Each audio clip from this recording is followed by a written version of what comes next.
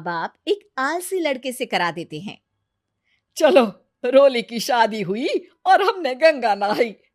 और क्या, बेटियां तो होती ही हैं बोझ।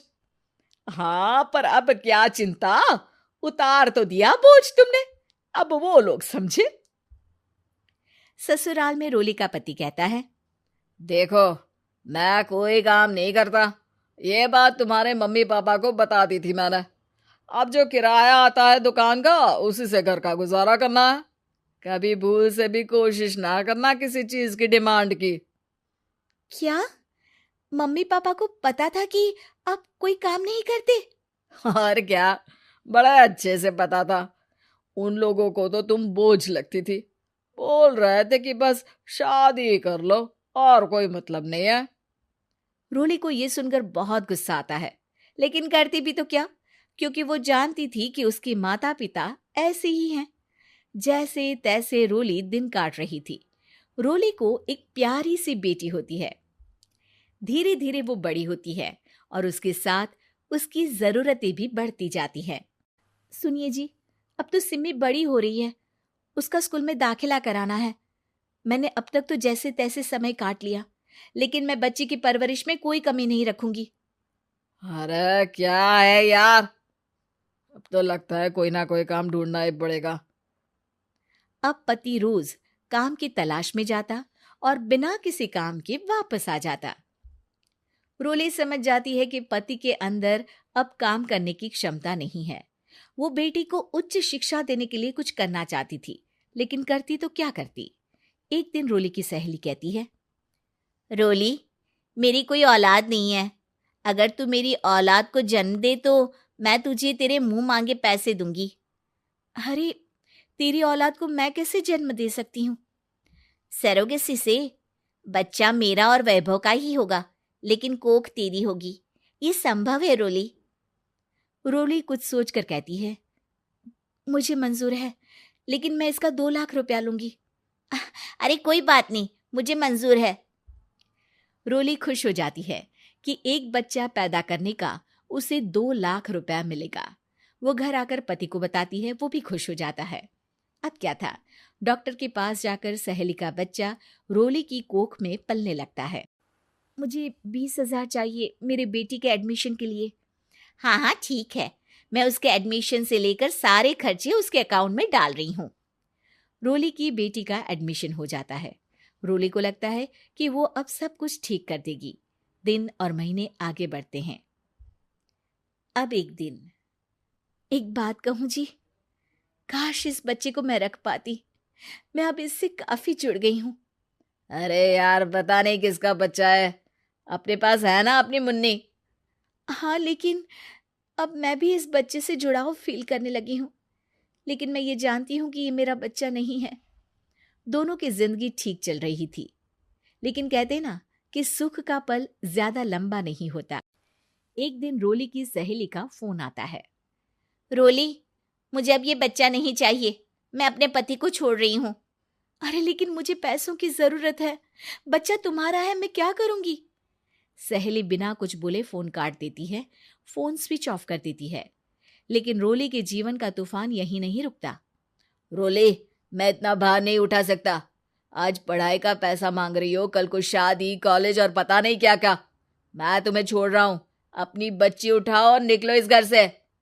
अरे पर मैं कर तो रही हूं ना बच्चे के लिए काम, आप आराम से रहिए ना।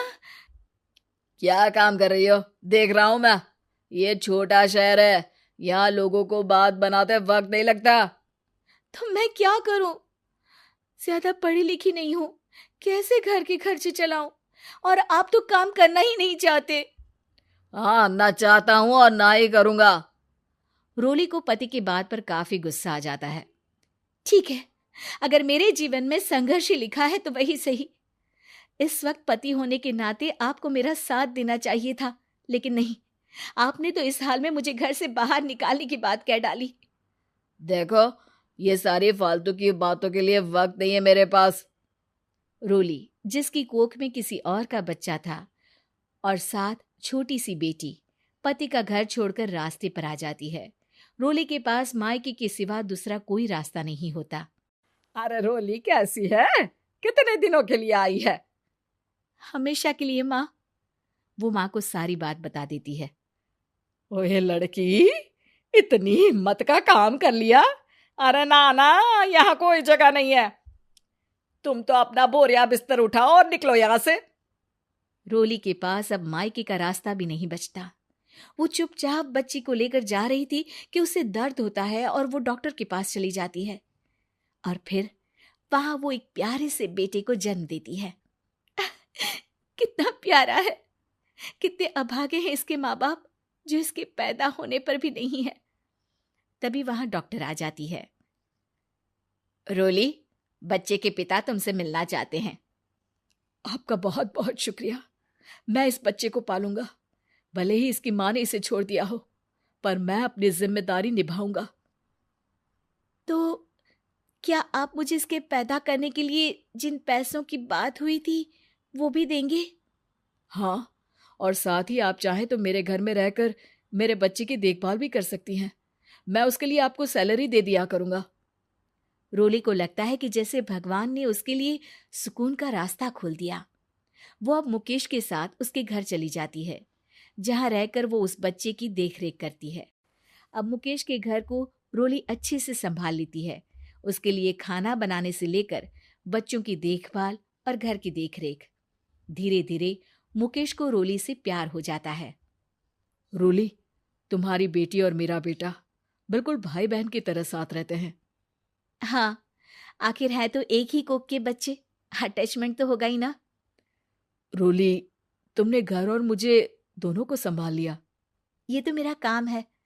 आपने भी तो मुझे छत दी जिससे मैं अपनी बेटी की पढ़ाई और भविष्य के लिए पैसे जोड़ सकूं। अब रोली, क्या तुम मुझसे शादी करोगी? अब मैं जानता हूं तुम्हारी भी शादी कुछ खास अच्छी नहीं रही। रोली को मुकेश की बात ठीक लगती है। वो उसे हाँ बोलने की सोच ही रही होती है कि उसके पहले पति का फोन आ जाता है। रोली, मैं बहुत परेशान हूँ। मेरा एक्सीडेंट हो गया है। मैं चाहता हूँ तुम वापस आ जाओ। रोली को पुराने पति की चिंता होने लगती है। वो सोचती है कि वो क्या कर रही थी। हाँ हाँ ठीक है, मैं आ रही हूँ। हाँ रोली, आ जाओ, लेकिन बच्ची को कहीं हॉस्टल में छोड़कर आना, क्योंकि मैं नहीं चाहता कि हम लोगों के बीच फिर से वो सारी बातें हो। रोली को समझ आ जाता है कि पति आज भी सुधरा नहीं है। वो पति के पास जाने से इनकार कर मुकेश को हाँ कर देती है।